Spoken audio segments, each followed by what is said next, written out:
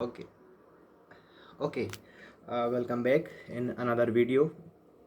Subject वही है, same geography चल रहा है अभी तक। तो शुरुआत मैं वहाँ से करूँगा अपने पिछले वाले वीडियो से। मान लो प्लेटो को मैंने डिस्कस किया था उसके अंदर, और वो एक मेरे ख्याल से तो एक आई ओपनिंग वीडियो था कि आपको कितने सारे पैरामीटर्स को क्लियर करना है, और एक 5 मार्कर आंसर हो चाहे वो 11 मार्कर आंसर हो, आपको उसके अंदर तमाम डेटा देना है। जितने डेटा आप उसके अंदर डाल सकते हैं, आप उस वीडियो को देखने के बाद आप सारा डेटा कलेक्ट कीजिए, और उसके बाद जितने तरह के क्वेश्चन बन सकते हैं, चाहे वो फिजियोग्राफी से बनेगा या सोसाइटी को से बने, सोशियोलॉजी सोशियो फिजिक्स से बनेगा, या वो आर्थिक भूगोल से बनेगा। मतलब मान लो प्लेटू के बारे में अगर मान लो उसने पूछ लिया कि इसके रेवेन्यू रिसोर्स के बारे में बताइए, या फिर मान लो प्लेटू की सामाजिक धार्मिक स्थिति के बारे में बताइए, तो मैंने तमाम चीज़ें आपको उसके अंदर बता दी। आपको बस काम करना है, आपको जो जो पैरामीटर्स मैंने बताए हैं उसके ऊपर आपको काम करके वो डेटा आपको वहाँ फंसाना है, ठीक है, और आंसर के अंदर लिखना है। आप ये काम सेम टू सेम सारे प्लेट्यूज जितने भी एमपी की ज्योग्राफी के अंदर दिए हैं उसके अंदर आप ये सारा काम कर सकते हैं। और ठीक है, आप आंसर फॉर्म कीजिए। उसके बाद अपन बात करते हैं इस मामले में, जब अपन इसको डिटेल में पढ़ेंगे, बोर्ड जब आ जाएगा तो मैं आपको डेटा पार्ट भी प्रोवाइड करवा दूंगा। ये हर बार मैं करता हूँ, मेरा डायलॉग है। ठीक है, तो आज हम बात करने वाले हैं बिग प्लेन्स के बारे में। बिग प्लेन्स बेसिकली वो वाला इलाका है जो हाईली एग्रो प्रोड्यूस करता है। एग्रो मतलब किस तरह से उसका फॉर्मेशन हुआ और किस तरह से उसने मतलब आज वो भारत का सबसे ज़्यादा उत्पादक इलाका बन गया है। मतलब चाहे वो इंडस्ट्रीज़ के बारे में बात करूँ, चाहे वो ह्यूमन रिसोर्सेज के बारे में बात करूँ, या वो एग्रीकल्चर के बारे में बात करूँ। ग्रीन रिवोल्यूशन वहाँ पे सबसे ज़्यादा सक्सेस हुआ था। क्यों? क्योंकि वहाँ पे वाटर ज़्यादा है, मतलब पानी की मात्रा ज़्यादा है, क्योंकि साल भर बहने वाली नदियाँ मिलती है वहाँ पे, और लैंड फॉर्म्स अच्छे हैं, प्लेन ज़्यादा है, ज़्यादा मेहनत नहीं करनी पड़ती किसानों को, साथ ही साथ में ज़्यादा जनसंख्या को वो होल्ड करता है। तो ह्यूमन रिसोर्स भी ज़्यादा है, एग्रीकल्चर ज़्यादा है वहाँ पे। इसी वजह से मतलब एग्रीकल्चर ज़्यादा है वहाँ पे, और इंडस्ट्रीज़ वहाँ पे पनपी है, क्योंकि वहाँ पे पानी, इंडस्ट्रीज़ को चाहिए पानी, लोग, और ठीक है, इन सब के जो भी सेगमेंट्स होते हैं वो तमाम चीज़ें उसके अंदर हैं। ठीक है, तो इसलिए वो बिग प्लेन्स हैं, और आज उसी के बारे में हम डिस्कस करने वाले हैं। तो उसका फॉर्मेशन हुआ था, कुछ थ्योरीज है उसकी, कैसे उसका फॉर्मेशन हुआ था, उसकी कुछ थ्योरीज है। एक जलोढ़ीकरण वाली थ्योरी है। जलोढ़ीकरण वाली थ्योरी ये कहती है कि जो बिग प्लेन्स है वो श्वेस महोदय की एक्चुअली थ्योरी है। उसके अंदर उन्होंने कहा था कि जो सदर्न पार्ट है, यानी कि पेनिनसुला वाला पार्ट है, उसके अंदर से कुछ रिवर्स, और जो न्यूली फॉर्म्ड माउंटेन्स यानी कि हिमालयाज है, उसके अंदर से कुछ रिवर्स निकल के आई थी, और जो निकली थी उनके डिपोजिशन से बिग प्लेन्स का फॉर्मेशन हुआ था। बिग प्लेन्स की लोकेशन को अगर मैं बात करूँ तो ये इसके जस्ट साउथ में पेनिनसुलर इंडिया है, मतलब प्रायद्वीपीय पठार है। इसके नॉर्थ में शिवालिक की हिल्स है, लाइक हिमालयाज है। ईस्ट में पड़ता है बांग्लादेश के प्लेन्स और हिमालयाज का जो ईस्टर्न पार्ट है, और वेस्ट में पड़ता है हिमालयाज का वेस्टर्न पार्ट, यानी कि हिंदू कुश वाला, और थार के डेजर्ट पड़ते हैं। थक गया हूँ एक्चुअली, इसलिए ठीक से बोल नहीं पा रहा हूँ। ठीक है, शुरू करते हैं। थकने वाले थोड़ी है। ओके, तो जलोढ़ीकरण वाली प्रोसेस ये थी कि इसके अंदर भागों से जलोढ़ का निक्षेपण हुआ था। दूसरी थ्योरी ये कहती है, ये एक्चुअली बर्नार्ड महोदय की थ्योरी है। कौन सी थ्योरी है?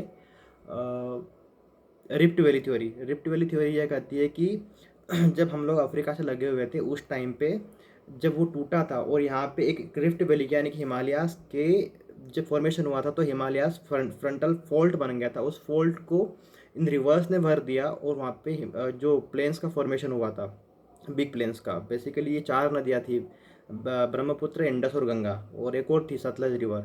ठीक है, ये चारों नदियाँ अपने साथ जो भी क्योंकि मेजर रिवर यही थी, तो डिपोजिशन इन्हीं की वजह से सबसे ज़्यादा हुआ है।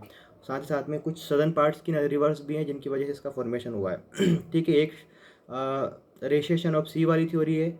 जब हम अफ्रीका से लगे हुए थे उस टाइम पे यहाँ पे ईस्टर्न पार्ट्स में और वेस्टर्न पार्ट्स में, मतलब कि जो अपना इंडिया का ईस्टर्न पार्ट है लाइक असमीज प्लेन्स जो है, और वेस्टर्न पार्ट्स जो है लाइक गुजरात और पेशावर वाला इलाका, उस टाइम पे सी के अंदर डूबा हुआ था। और जब ये उठा ऊपर, तो वहाँ से सारा जब पानी वापस लौटा तो उसके अंदर सारे डिपॉजिट्स को छोड़ के चला गया, और वहाँ पे बिग प्लेन्स का फॉर्मेशन हुआ। एक और थ्योरी है 33C वाली, जब हम इंडिया का जो इंडियन प्लेट जब यूरेशियन प्लेट्स के अंदर टकराई थी, तो वहाँ पे जो एक सी था, वो सी वापस जब ये हिमालयाज़ का फॉर्मेशन हुआ तो उस सी के डिपॉजिट जो है वो वहाँ पे रह गए। तो इसकी वजह से भी बिग प्लेन्स का फॉर्मेशन हुआ। ये कुछ थ्योरीज हैं, बेसिक थ्योरी है। साथ ही साथ में हिमालयाज़ को हम अ, जो इसका लेटिट्यूडनल डिवीज़न है वो 4 भागों में, एक है भाबर, एक तराई, एक बांगर और एक खादर, और एक डेल्टा के प्लेन्स जो हैं। तो जो रिवर्स जो प्लेन्स है, प्लेन्स के दोनों तरफ आपको खादर मिलेगा, बांगर मिलेगा, लेकिन दोनों तरफ ज़रूरी नहीं कि आपको तराई और भाबर दोनों मिल जाए, क्योंकि हिमालयाज़ की रिवर से जो बड़े बोल्डर्स हुए थे वो सिर्फ नॉर्थ साइड पे ही डिपॉजिट हुए थे, ना कि सदर्न पार्ट्स में, ठीक है। तो रिवर जो प्लेन्स है, प्लेन्स के दोनों तरफ आपको खादर और भांगर मिलेंगे। रिवर्स के जो जो भांगर होते हैं वो पुराने प्लेन्स होते हैं, ओल्ड फ्लड प्लेन्स होते हैं, और जो खादर है वो न्यूली फॉर्म्ड प्लेन्स होते हैं। जब पुरानी बाढ़ आई होगी तो उस टाइम पे बांगर्स का फॉर्मेशन हुआ था, और उसके जस्ट बाद जब रिसेंट में कोई फ्लड आई है, क्योंकि वहाँ पे हर साल फ्लड आती है, रिवर्स का पानी हर साल ऊपर चढ़ता है, तो इससे खादर प्लेन्स का फॉर्मेशन होता है। तो ये एक स्ट्रक्चर है। ये चीज़ मुझे भी काफ़ी टाइम बाद पता चली थी कि दोनों तरफ भाबर और तराई दोनों तरफ नहीं मिलता है, ठीक है। अब भाबर क्या होता है, रिवर्स के जो जो रिवर्स अपने साथ जो डिपोजिशन पार्ट लेके चल रही थी, मतलब कि जो अवसाद लेके चल रही थी, वही अवसाद में जो ग्रेविटी सेपरेशन की प्रोसेस होती है उसके साथ, उसी प्रोसेस से इसने बड़े बोल्डर्स को शुरुआत में जमाना शुरू किया। मतलब जो बड़े बोल्डर्स थे वो ज़्यादा दूर देर तक रिवर अपने साथ लेके नहीं चल पाई, और उसने सबसे शुरू में बड़े बोल्डर्स को डिपॉजिट किया था। तो भाबर वाले इलाके में बड़े बोल्डर्स मिलते हैं। वहीं पे जब बरसात का टाइम होता है उस टाइम पे तो river full fledged end to end बहती है, लेकिन जब कम पानी होता है रिवर्स के अंदर तब ये रिवर्स सूख जाती है, यानी कि अंडरग्राउंड फ्लो होना शुरू करती है इन बोल्डर्स के नीचे से, ठीक है। अब इन बोल्डर्स के नीचे ये बोल्डर वाला इलाका तो अनउपजाऊ हो गया, क्योंकि यहाँ पे तो मिट्टी है ही नहीं, क्योंकि सारा महीन पार्ट जो है वो तो रिवर बहा के ले गई, प्लेन्स के अंदर डिपॉजिट कर दिया उसने। तो यहाँ पे कुछ मतलब झाड़ियाँ मिलती है, लेकिन इतना ज़्यादा फॉरेस्टेशन वहाँ पे हुआ नहीं है। दूसरा पार्ट तराई का पड़ता है, तो वही जो रिवर्स वहाँ से जब विलुप्त हुई थी, तो ये जहाँ पे वापस से अपने वास्तविक स्वरूप में आई थी, और इसके साथ जो महीन पार्ट थे वो यहाँ पे निकले और दलदल का फॉर्मेशन हुआ था। तो दलदल की भूमि को तो लोगों ने कन्वर्ट कर लिया, हालांकि भूमि भराव की विधि के द्वारा, लेकिन कुछ एक्स्ट्रा प्रोसेस जो हुई थी, लाइक वहाँ के जो मॉस्किटोज़ वहाँ पे काफ़ी ज़्यादा है, मच्छर काफ़ी ज़्यादा है उस इलाके में, क्योंकि दलदल यानी कि मच्छर, और काफ़ी ज़्यादा जंगली जानवर भी उस इलाके में मिलते हैं, लंबे झाड़ मिलते हैं, और कुछ लंबी लंबी घास मिलती है। जो लंबी घास इसलिए मिलती है कि जो दलदल वाला इलाका है उसके अंदर घास अगर छोटी होगी तो वो डूब जाएगी, बड़ी होगी तो वो दलदल के ऊपर आराम से तैर सकती है, तो वहाँ पे हाथी घास मिलती है, ठीक है। उसके जस्ट साउथ में अगर अपन आएंगे तो भांगर का मैदान मिलता है। भांगर के प्लेन्स वो होते हैं जो किसी पुरानी फ्लड से फॉर्म हुए थे, मतलब कि हो सकता है कि कुछ साल पहले वहाँ पे फ्लड आई होगी, और उसने वहाँ पे दूर तक काफ़ी जो तट है उस दूर तक काफ़ी दूर तक उसने डिपोजिशन किया था, और वहाँ पे ह्यूमिफिकेशन की प्रोसेस हो गई, और वहाँ किसानों ने खेती करना शुरू कर दी। यानी कि रिवर बैंक, पानी रिवर का है ही है, और रिवर बैंक के जस्ट आस पास में लोगों ने खेती करना शुरू कर दिया, तो वहाँ पे प्रोडक्शन काफ़ी ज़्यादा होता है।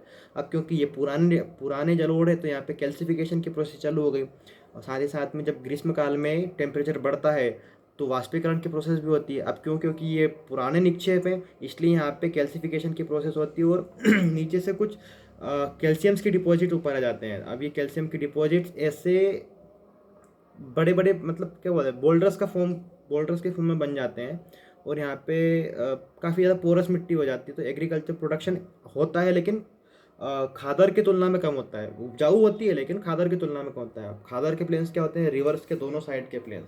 तो मैंने आपको बताया था वीडियो के स्टार्टिंग में ही कि रिवर के दोनों तरफ, ये मान लीजिए ये रिवर है, इसके दोनों तरफ ईस्ट में और नॉर्थ में और साउथ में आपको जो भाबर है और बांगर है दोनों मिलेंगे, लेकिन जो ज़रूरी नहीं कि भाबर और तराई आपको दोनों तरफ मिले, ठीक है। ये तो हो गया उसका लेटीट्यूडनल डिवीज़न, साथ ही साथ में ये जो फैला हुआ है ये ईस्ट वेस्टर्न पार्ट में, वेस्टर्न पार्ट ऑफ इंडिया सबसे ज़्यादा चौड़ा ये पार्ट है और लंबा चौड़ा पार्ट है काफ़ी ज़्यादा, क्योंकि हिमालयाज़ के जस्ट साउथ में है तो इसकी लंबाई चौड़ाई भी ऑलमोस्ट हिमालयाज़ की जितनी है। और ये ईस्ट में असम तक जाता है, साउथ में पेनिनसुलर इंडिया इसको घेर रहता है, क्योंकि इसकी तलहटी जो है वो पेनिनसुलर इंडिया से ही बनी हुई है, मतलब कठोर है इसकी तलहटी। और गहराई की अगर मैं बात करूँ इसकी, तो इसकी गहराई अलग जगहों पर अलग अलग मिलती है। पंजाब में जब लोगों ने खुदाई शुरू की, मतलब एक प्रोजेक्ट के तहत खुदाई की थी, तो शायद 8 किलोमीटर की गहराई तक ये जो डिपॉजिट्स मिले हैं, 8 किलोमीटर की गहराई तक ये डिपॉजिट मिले हैं। और साथ ही साथ में अगर पटना या यूपी के अराउंड अगर मैं इसकी गहराई की बात करूँ, तो ये शायद 1300 के अराउंड ही मिलती है बस खाली। तो निक्षेप उस तरफ ज़्यादा है, चौड़ाई भी उस तरफ ज़्यादा है। और इसके अगर मैं लॉन्गिट्यूडनल डिवीज़न की बात करूँ, तो इसके वेस्टर्न पार्ट्स में पड़ते हैं राजस्थान के प्लेन्स, उसके जस्ट नॉर्थ में पड़ते हैं अपने पंजाब के प्लेन्स, थोड़ा ईस्ट में आएंगे तो अपर गंगेटिक प्लेन्स पड़ेंगे, थोड़ा सेंट्रल में आएंगे लाइक दिल्ली देहरादून जो रीच है उसके जस्ट साउथ में आएंगे तो मिडिल गंगेटिक प्लेन पड़ेंगे, और उसके जस्ट में आएंगे तो लोअर गंगेटिक प्लेन पड़ेंगे, उसके बाद डेल्टा के प्लेन्स पड़ेंगे। तो लोकेशन वाइज आपको इसको ट्रेस करना है कि ये प्लेन्स पड़ते, मतलब एक्चुअली इनके लोकेशन कहाँ है, पॉलिटिकल लोकेशन आपको प्लॉट करनी है और जोग्राफिकल लोकेशन प्लॉट करनी है। एरिया वाइज भी आपको इसको देखना है कि 3.5 लाख स्क्वायर किलोमीटर का इसका इलाका है, और पूरा 3.5 लाख का वर्ग किलोमीटर का ये जो इलाका है, इसमें से राजस्थान प्लेन्स का कितना पार्ट है, तो जहाँ तक मुझे याद है ऑलमोस्ट 1.75 किलोमीटर लाख किलोमीटर, मतलब 1,75,000 वर्ग किलोमीटर का वो इलाका है। उसका जो स्लोप पड़ता है वो अरेबियन सी में है, अरेबियन सी की तरफ, यानी कि नॉर्थ ईस्ट से लेके तो साउथ वेस्ट की तरफ है, ठीक है। और तो वहाँ पे कुछ एकमात्र रिवर पड़ती है वहाँ पे, लूनी रिवर, और वहाँ पे कुछ सलाइन लेक्स मिलती हैं आपको। साथ ही साथ में उसका जो बेसमेंट है वो बेसमेंट ढका हुआ है रेतीली मिट्टी से, तो वहाँ पे प्रोडक्शन काफ़ी ज़्यादा कम होता है, फॉरेस्टिफिकेशन कम है, डेजर्टिफिकेशन ज़्यादा है। अब बात करूँ पंजाब के प्लेन्स की, तो पंजाब में 5 नदियाँ हैं मेजर, उन्हीं मेजर रिवर्स के नाम आपको देखने हैं, और उन्हीं मेजर रिवर्स के नाम पे वहाँ पे पंच दोआब पड़ते हैं। दोआब क्या होता है, एक रिवर और दूसरी रिवर के बीच का जो इलाका पड़ता है उसको दोआब बोलते हैं, ठीक है। तो उन दोआबों में खेती सबसे ज़्यादा होती है। आपने पढ़ा होगा हिस्ट्री के अंदर कि मोहम्मद बिन तुगलक ने दोआब में कर वृद्धि की थी। क्यों की थी? क्योंकि उसको पता था कि यहाँ पे ये सबसे ज़्यादा हाई प्रोडक्टिव इलाका है, तो यहाँ पे अपन प्रोडक्शन ज़्यादा हो रहा है तो वहाँ पे अपन टैक्स कलेक्ट भी ज़्यादा कर सकते हैं। तो पंजाब प्लेन्स के बारे में हमको देखना है कि इसका एरिया कितना है, तो ऑलमोस्ट 650 किलोमीटर के समथिंग ये लंबा है, और 300 किलोमीटर के समथिंग ये चौड़ा है। तो आपको इसकी लंबाई चौड़ाई के हिसाब से इसका एरिया निकाल लेना है। साथ ही साथ में जो यमुना रिवर है वो बेसिकली अपर गंगाटिक और पंजाब प्लेन्स की बाउंड्री बनाती है। यमुना और गंगा के बीच में पड़ता है अपना बिग प्लेन्स का जो ईस्ट वाला पार्ट है वो पड़ता है। साथ ही साथ में ईस्टर्न यूपी की बात मैं अगर करूँ, ईस्टर्न यूपी और बिहार वाला इलाका, उससे बनता है अपने लोअर प्लेन्स, और उसके बाद डेल्टा इलाका बन जाता है। तो ये लॉन्गिट्यूडनल और लेटीट्यूडनल डिवीज़न है। आपको इसके अंदर बस कुछ काम करने हैं जो आपको मैं करने के लिए दे रहा हूँ, क्योंकि इतना सारा डेटा मैं आपको इतने छोटे वीडियो के अंदर नहीं दे सकता। तो आपको काम ये करना है कि आपको ये देखना है कि फॉर्मेशन किस टाइम पीरियड पे हुआ है, साथ ही साथ में इसका स्लोप कितना है, क्योंकि स्लोप डिसाइड करेगा कि रिवर क्या क्या डिपॉजिट करेगी और कितनी गहराई तक डिपॉजिट करेगी। स्लोप ही डिसाइड करेगा कि इसके ऊपर बांध बना सकते हैं रिवर के ऊपर या नहीं बना सकते, ठीक है। कि बांध बनाने की कंडीशन मैंने आपको बताई थी, क्योंकि उसके दोनों तरफ क्या बोलते हैं, वैलीज चाहिए, मतलब वैली के अंदर ही बांध बनेगा। अदरवाइज आप प्लेन्स में बनाओगे तो इस तरफ से और दोनों तरफ से पानी निकल जाएगा, ठीक है। तो आप वहाँ पे पानी रोक नहीं सकते। ये हो गया। और इसके बाद आपको मेजर एग्रीकल्चर देखनी है उस इलाके की। यहाँ तमाम जितने भी क्लासिफिकेशन मैंने आपको बताए, तो आपको मेजर एग्रीकल्चर देखनी है। साथ ही साथ में हर एक पार्ट में कितने इंडस्ट्रीज़ हैं, कौन सी मेजर इंडस्ट्रीज़ है वो आपको देखनी है।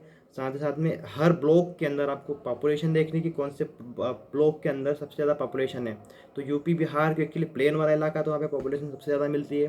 साथ ही साथ में पंजाब में हरित क्रांति है, तो प्री के अंदर हरित क्रांति वगैरह दिया भी है, और मेंस में भी शायद जहाँ तक मुझे लगता है कि ये तो आपको हरित क्रांति भी डिस्कस करना है। तो ये बिग प्लेन्स को डिस्कस किए बिना आप हरित क्रांति को नहीं समझ सकते। इसका एक बहुत बड़ा योगदान है उस चीज़ के अंदर, तो आपको इतना काम करना है। और नेक्स्ट काम जो मैं बताऊंगा आपको वो नेक्स्ट वीडियो में बताऊंगा, जब मैं इसको आपको पूरी तरह से बताऊंगा। क्योंकि अभी मैं इतना बोल नहीं पा रहा हूँ, मेरे गले में दर्द है और हेल्थ इश्यू भी है। तो ठीक है, मैं भी आपको इतना नहीं बता सकता, लेकिन आप इतना काम कीजिए। बाकी हम मिलते हैं अगले वीडियो के अंदर और तब हम डिस्कस करेंगे इसके बारे में पूरी चीज़ें, ठीक है। तब तक के लिए आप ध्यान रखिए और काम करते रहिए। Bye bye.